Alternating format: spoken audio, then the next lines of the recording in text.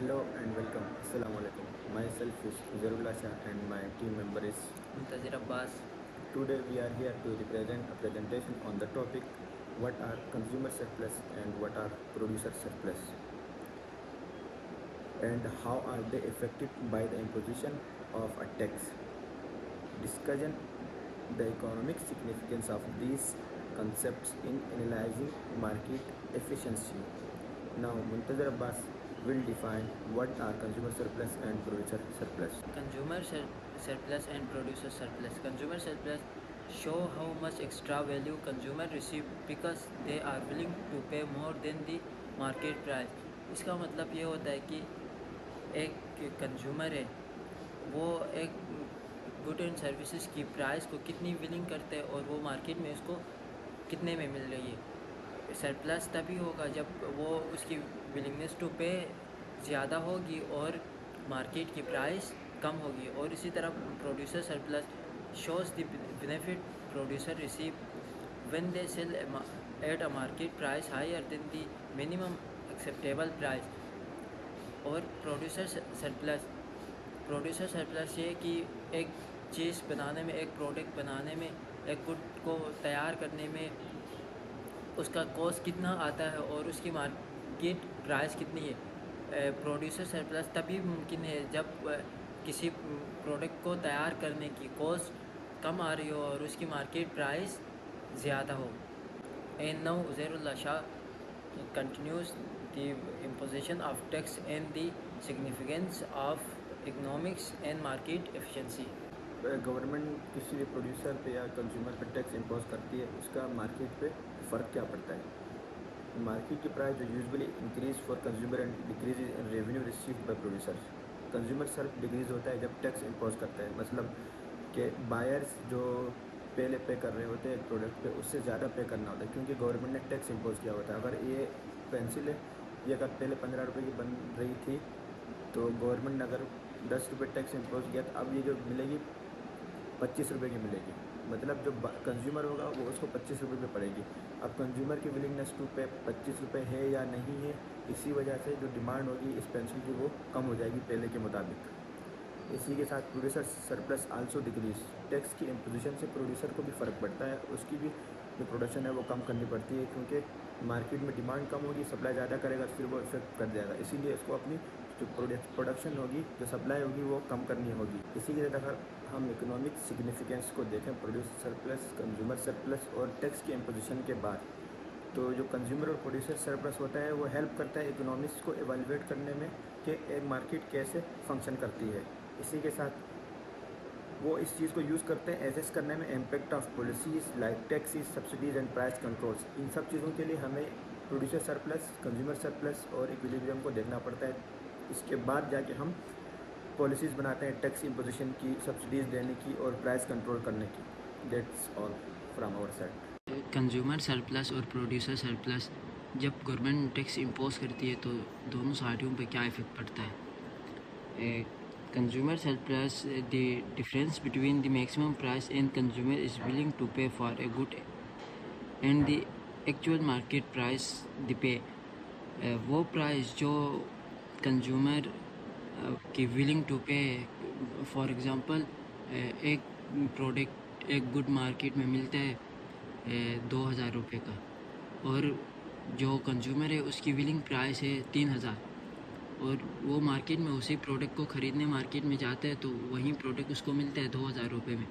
जो उसकी willing price थी वो तो 3000 रुपये थी, तो बीच में जो 2000 रुपये आते हैं वो उसकी सरप्लस है।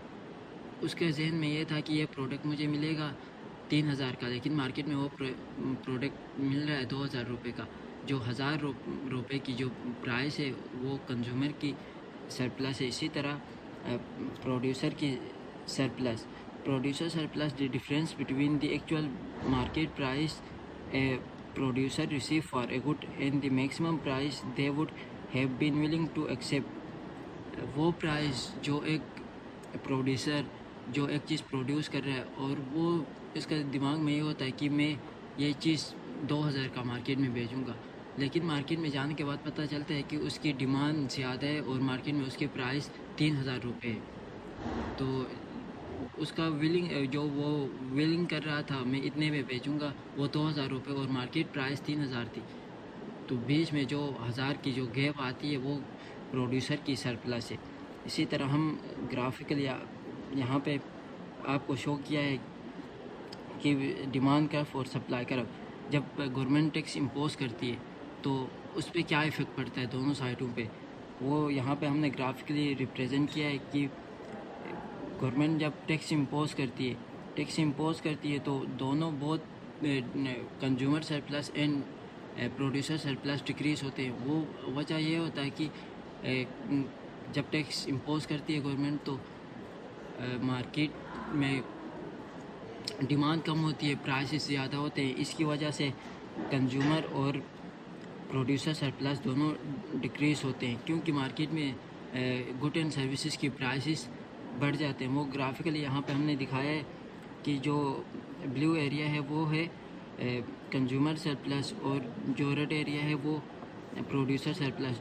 जो बीच में जो ग्रीन एरिया आपको नज़र आ रहा है वो है टैक्स हम बोलते हैं कि गवर्नमेंट रेवेन्यू, ये एक हिसाब से गवर्नमेंट रेवेन्यू है, ये टैक्स के फॉर्म में गवर्नमेंट के पास आता है और ये टैक्स दोनों प्रोड्यूसर सरप्लस और कंज्यूमर सरप्लस दोनों को डिक्रीज़ करती है। इसके बाद जब गवर्नमेंट टैक्स इम्पोज करता है तो मार्केट इक्विलिब्रियम में इसका क्या इफ़ेक्ट पड़ता है वो यहाँ पे आप देख सकते हैं। Increase in price, the tax increase the cost of production leading to an increase in the market price.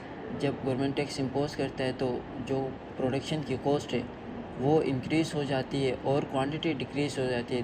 The higher price reduce the quantity demanded by consumer leading to decrease in the equilibrium quantity.